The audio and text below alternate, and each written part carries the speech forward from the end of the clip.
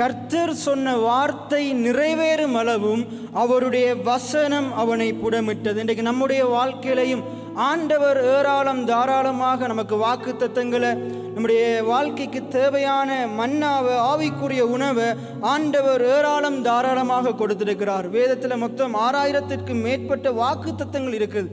அந்த ஒவ்வொரு வாக்கு தத்துவங்களும் எனக்கானது. எத்தனை பேர் ஆமேன்னு சொல்றீங்க? அந்த வாக்கு தத்துவங்களை நம்ம இருதயத்தில் விசுவாசிக்கும் பொழுது, நம்முடைய நாவினால் அறிக்கை செய்யும் பொழுது, அந்த வாக்கு தத்துவ வார்த்தைகளை தேவன் இன்றைய நாட்களிலே நம்முடைய வாழ்க்கையில நிறைவேற்றி முடிக்க வல்லமையுள்ளவராக இருக்கிறார். எத்தனை பேர் ஆமேன்னு சொல்றீங்க? ஏனென்றால் நம்முடைய ஆண்டவர் அவர் வாக்கு மாறாதவராக இருக்கிறார். எத்தனை பேர் ஆமேன்னு சொல்றீங்க? அவர் பொய் சொல்ல மனிதன் அல்ல, மனம் மாற அவர் மனுபுத்திரன் அல்ல, அவர் சொல்லியும் செய்யாதிருக்கிறவர் அல்ல, அவர் வசனித்தும் நிறைவேற்றாதிருக்கிறவர் அல்ல என்று ஆண்டுடைய வார்த்தை சொல்லுது. எத்தனை பேர் ஆமேன்னு சொல்றீங்க? கர்த்தர் சொன்ன வார்த்தை நிறைவேறும் அளவும் அவருடைய வசனம் அவனை புடமிட்டது.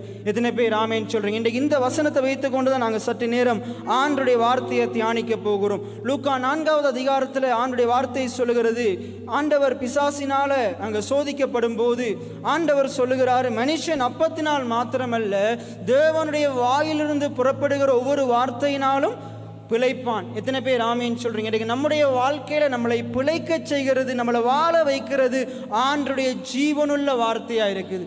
ஆண்டுடைய ஜீவனுள்ள வார்த்தையா இருக்குது. இந்த ஆண்டுடைய வார்த்தை என்ன செய்யுது? நம்முடைய வாழ்க்கையில இருக்கிற மரித்து போன நிலைமையில் இருக்கிற ஒவ்வொரு காரியங்களையும் நாங்க இருதயத்தில் விசுவாசித்து அவருடைய வார்த்தைகளை பேச பேச பேச அந்த மரித்த நிலைமையில் இருக்கிற ஒவ்வொரு காரியங்களையும் தேவனுடைய வார்த்தை நம்முடைய வாழ்க்கையில உயிர்ப்பித்து கொண்டிருக்குது. நம்ம எல்லாருக்குமே தெரியும், எசேக்கியேல் 37வது அதிகாரத்தில் ஆண்டவர் அந்த மனுபுத்திரனுக்கு சொல்றாரு, மனுபுத்திரனே, இந்த எலும்புகள், உலர்ந்த எலும்புகள் உயிரடையுமான்னு கேட்கிறார்.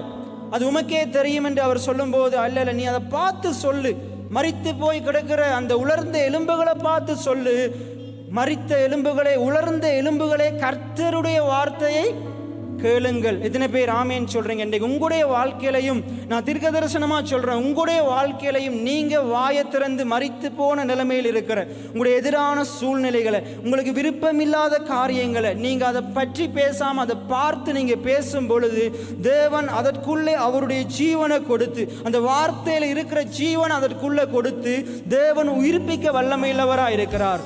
ஒரு திரள் கூட்டத்தையே தேவன் உயிரோடு எழுப்பினார். எத்தனை பேர் ஆமேன்னு சொல்றீங்க? இன்னைக்கு உங்களுக்கு முன்பாக மரித்து போயிருக்கிற காரியம் எவ்வளவு பெரிதா இருக்கலாம், ஆனா அதை காட்டிலும் ஆண்டவருடைய வார்த்தை மிகவும் பெரியதா இருக்குது. எத்தனை பேர் ஆமேன்னு சொல்றீங்க? அது எப்படிப்பட்ட மலைகளையும் பேர்க்க வல்லமையுள்ளதா இருக்குது. எத்தனை பேர் ஆமேன்னு சொல்றீங்க?